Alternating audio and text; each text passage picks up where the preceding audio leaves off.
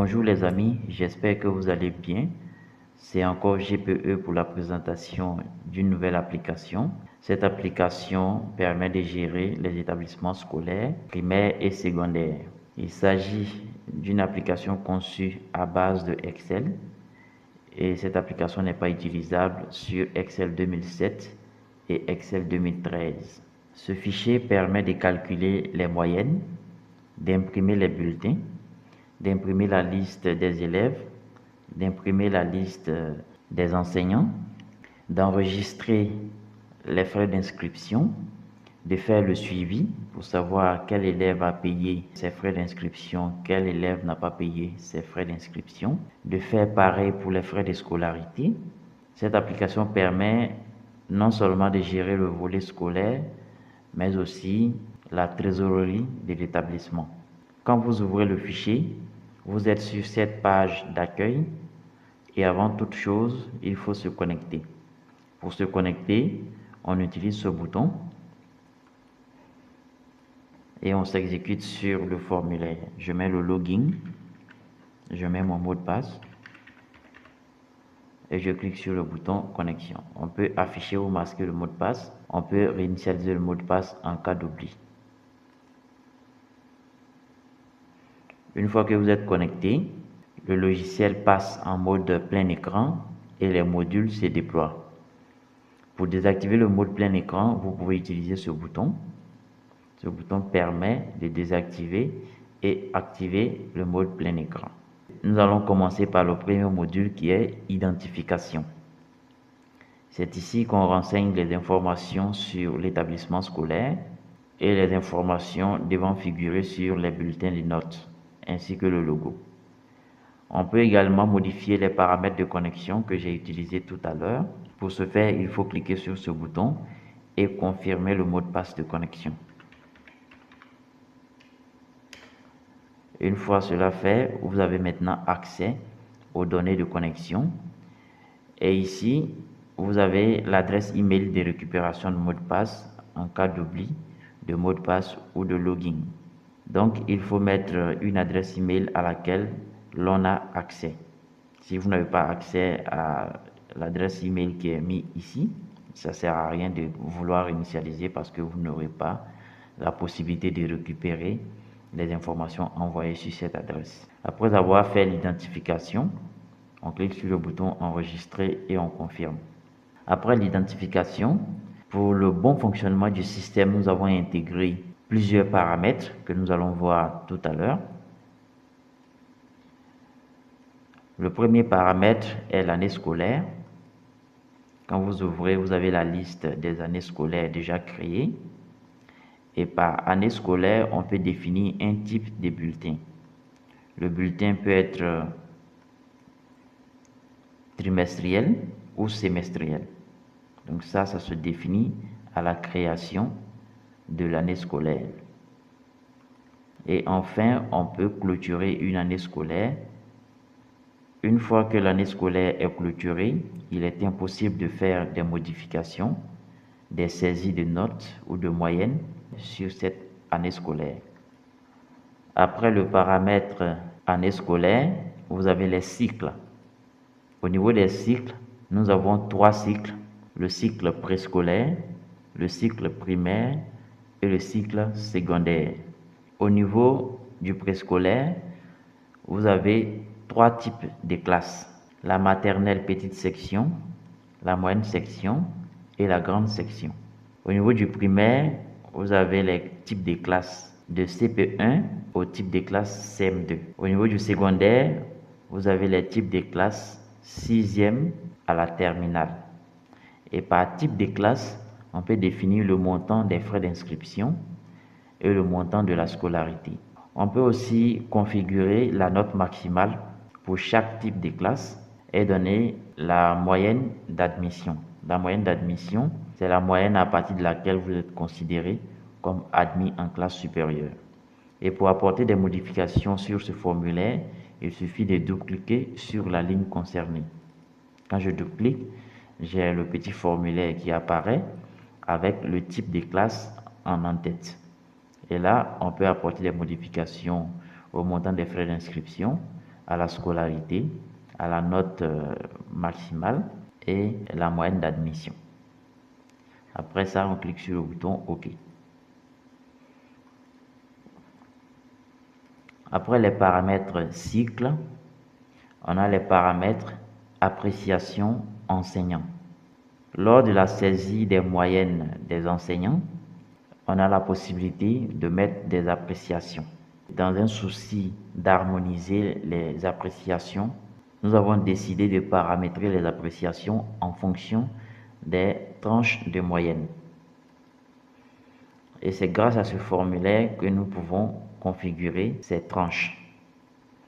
À titre d'exemple, pour les types de classes CP1, la note maximale étant 10, j'ai mis des appréciations, des tranches de moyenne de 0 à 10.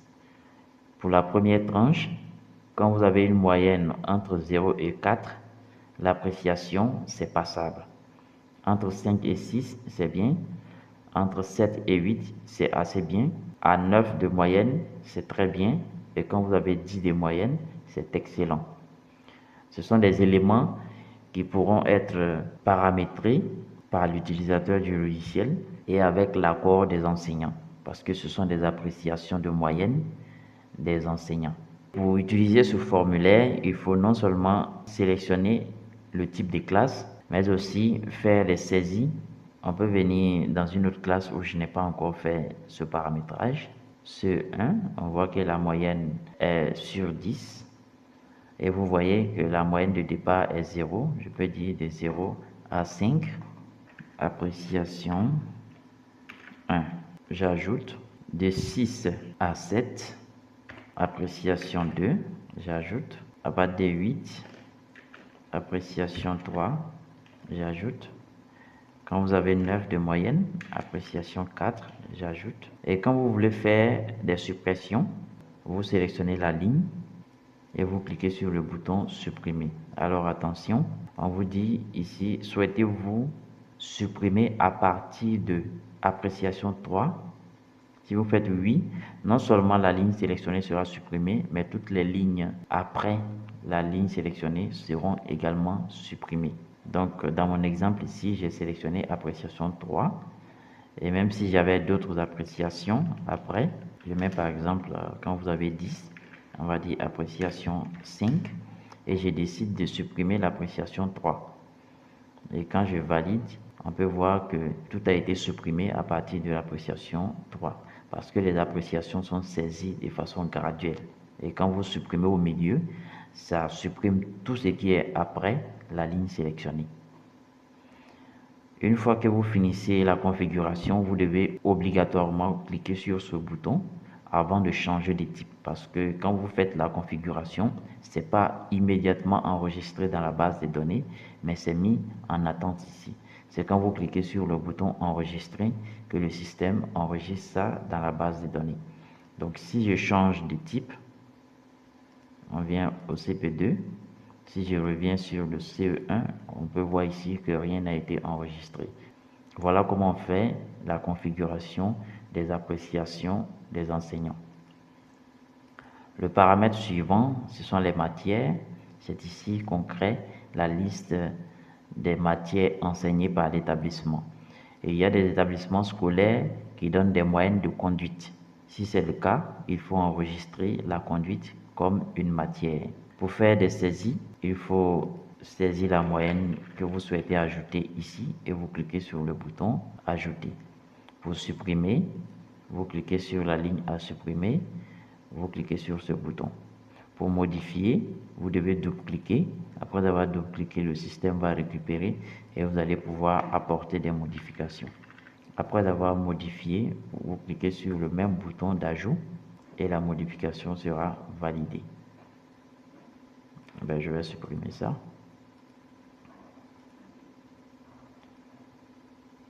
Après les matières, on a la possibilité de configurer les appréciations du conseil de classe. Toutes ces appréciations apparaissent sur les bulletins de notes. Et c'est le même procédé que la saisie des appréciations enseignants.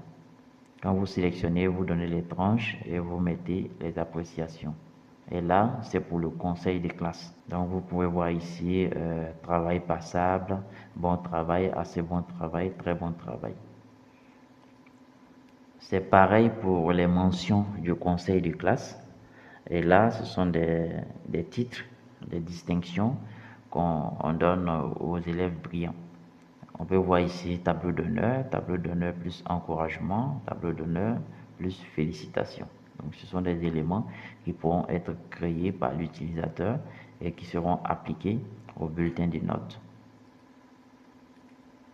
Après les mentions du conseil de classe, vous avez les catégories de gestion. Et cette partie est utilisable dans la gestion de la trésorerie. Pour faire un bon suivi des recettes et dépenses de l'établissement, nous avons voulu catégoriser ces éléments. Donc, on a créé les catégories de recettes et les catégories de dépenses. Je pense qu'on a fait le tour des paramètres. Après les paramètres, on peut voir le module gestion. Dans le module gestion, on peut voir que j'ai créé deux comptes de trésorerie, le compte caisse et le compte banque A. Ce sont les deux comptes de trésorerie que j'ai créés et on peut en créer d'autres. Et pour ajouter une transaction, il suffit de cliquer sur ce bouton, de dire si c'est un encaissement ou un décaissement. Après avoir coché, on dit si c'est un encaissement venant d'un élève ou d'un enseignant ou d'autres tiers, on coche et on renseigne le formulaire pour ensuite cliquer sur le bouton valider. Pour modifier, il suffit de cliquer sur la liste ici, de cliquer sur le bouton modifier.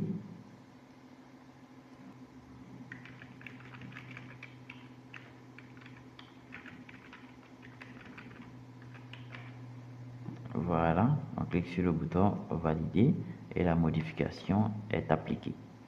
Pour pouvoir imprimer, il suffit de cliquer sur ce bouton. Après ça, vous avez également la possibilité de faire des recherches. Si par exemple, je veux avoir la situation des frais de scolarité, je peux mettre comme ça, parce qu'on a les catégories ici. Donc, je vais scolarité. Je valide par la touche entrée et j'ai la liste des scolarités. On peut faire des transferts entre comptes au niveau de la trésorerie. On peut voir ici que dans la caisse, on a plus de 5 millions. On peut décider d'envoyer 5 500 000 en banque, donc un versement de la caisse vers la banque d'un montant de 5 500 000. Pardon, le montant à transférer, c'est ici. Et la référence, c'est un bordereau de versement numéro. Et on clique sur valider le transfert. Une fois que c'est fait, on peut voir que le montant a été retranché de la caisse. Et si on vient en banque, on verra que le montant a été mis ici et le solde de la banque a augmenté. On peut supprimer un compte de trésorerie, mais cela efface toutes les opérations passées sur le compte. On peut ajouter d'autres comptes de trésorerie. Je mets banque B. Je fais OK. Et voilà, la banque B a été créée. Mais le solde est nul. On peut décider de faire un virement de la banque A vers la banque B. Référence bordereau de virement, on peut mettre un chèque numéro, le montant 10 millions et bam, voilà ça, on a maintenant 10 millions dans la banque B et on a la sortie ici. Après le module gestion, nous allons passer au module classe. C'est ici qu'on crée les classes. Et pour l'instant, j'ai créé que 4 classes et on peut voir le nombre d'élèves ici par classe. On peut voir les frais d'inscription par classe. Pour modifier une classe, on coche et on clique sur le bouton modifier. On peut voir le nom, le type de la classe, le nom de la classe, l'enseignant principal. Après avoir saisi les classes, on peut saisir les moyennes, saisir les décisions du conseil de classe, éditer les bulletins, imprimer la liste des moyennes, imprimer la liste des moyennes par matière.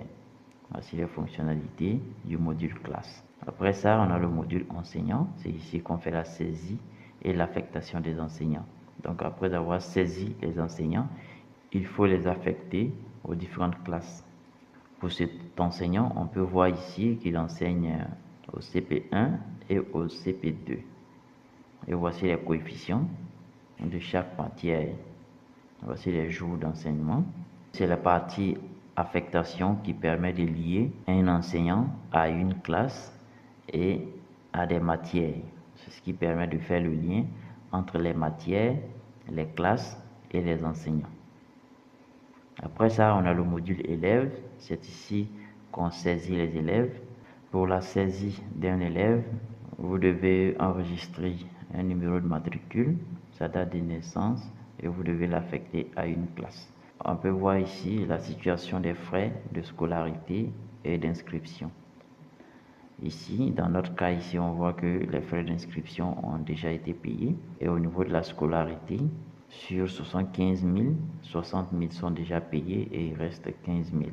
On peut voir le détail ici. Voici le détail. Voici la ligne concernée par l'inscription. Voici la date.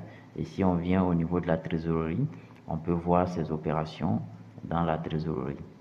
Et on a aussi la possibilité de faire des tri. Alors, quand je prends scolarité, je peux voir les dates et références de paiement des différents versements. C'est en bas ici qu'on enregistre les informations sur les parents de l'élève. Ça peut être utile dans le cas où vous avez besoin de contacter les parents d'un élève. En cas de versement des frais de scolarité, on peut sélectionner un élève et cliquer faire un paiement. Là, on choisit le compte de trésorerie. On dit c'est scolarité et on peut voir ici qu'il reste 15 000. On peut mettre la référence, pièce de caisse numéro, je mets n'importe quoi, je mets le montant, je vais mettre 5 000, sur 15 000 il devrait rester 10 000. Après avoir enregistré, je peux cliquer sur modifier pour vérifier. On peut voir que il reste désormais 10 000 à payer. Et si on vient au niveau de la gestion, on peut voir au niveau de la trésorerie caisse qu'il y a eu un versement de 5 000 pour cet élève. Également, on pouvait faire les saisies ici en utilisant ce bouton et dire qu'il y a eu un versement. Donc, on va cocher encaissement pour un élève. On met la référence, pièce de caisse, numéro. Je choisis le nom de l'élève. Je choisis le type de recette, c'est scolarité. Il restait 10 000 à payer. On va mettre 10 000. Pour la description, nous allons mettre scolarité et valider. Une fois validé, on peut voir que ça a été enregistré ici. Et si on vient dans le module élève, on peut voir que cet élève a fini de payer sa scolarité. On peut voir le détail des différents versements. Les modules sont liés. Quand vous faites des transactions dans un module, c'est récupéré directement dans l'autre module. Et on peut faire le suivi également des paiements. On peut voir la situation des frais de scolarité. On peut le faire par classe en utilisant le module recherche. Je prends par exemple CP1. Je fais entrer et j'ai la liste des élèves de la classe CP1. Je clique sur situation des frais de scolarité. Je fais imprimer.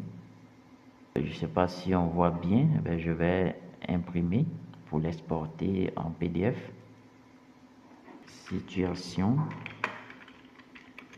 des frais de scolarité. Je fais enregistrer. Et je peux venir dans le dossier pour voir le fichier PDF. Et maintenant, on peut bien zoomer. On peut voir ici que l'élève en question a déjà payé toute sa scolarité. On peut voir ici qui a payé, qui n'a pas payé la scolarité. Au niveau des frais d'inscription, c'est pareil. Je pense qu'on a fait le tour, mais on n'a pas vu les bulletins.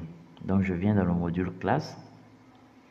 Je sélectionne une classe et on va dans saisie des moyennes. Et c'est ici qu'on fait la saisie des moyennes. On peut voir ici que j'ai déjà fait la saisie des moyennes. Quand on prend le premier trimestre, on voit que les moyennes ont été saisies. Et on peut voir qu'on a 3 matières dans cette classe. Par matière, on saisit les moyennes de chaque élève. On peut voir ici que le classement est fait par moyenne. Donc, du premier au dernier, on a les rangs ici.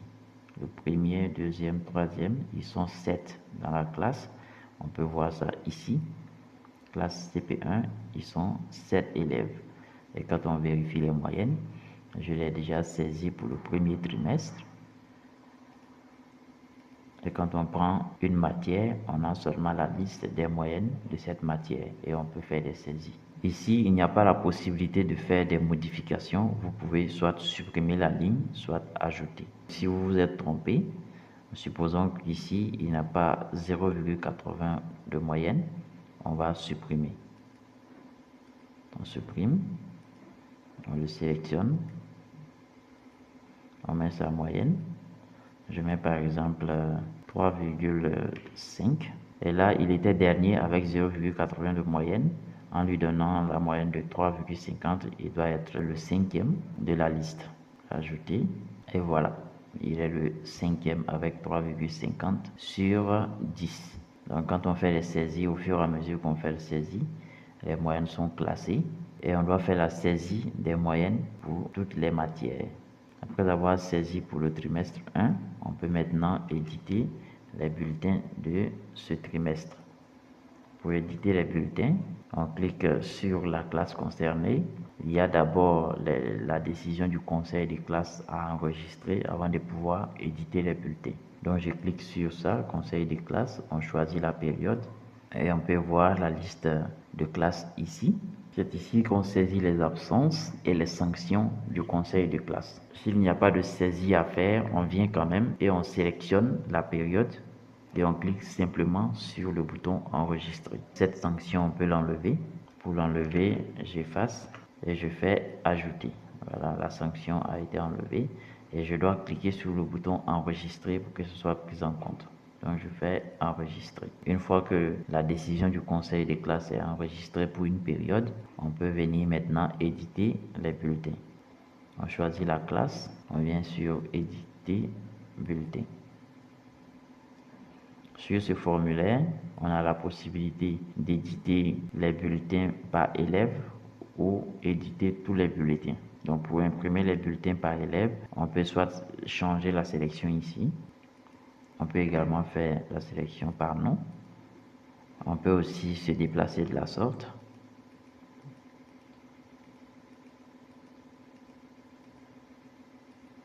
On a plusieurs modes d'impression. On peut faire aperçu avant impression. On peut faire l'impression directe, ça veut dire que le système va lancer directement sur l'imprimante. On peut également générer un PDF. Voilà, on va générer un PDF. Et là, vu que je n'ai pas coché tous les bulletins, donc c'est seulement le bulletin de cet élève qui sera généré. On clique sur éditer, on confirme. On peut voir que le PDF a été généré.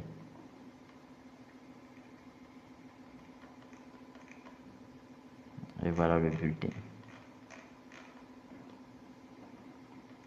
Les moyennes sont là avec le coefficient.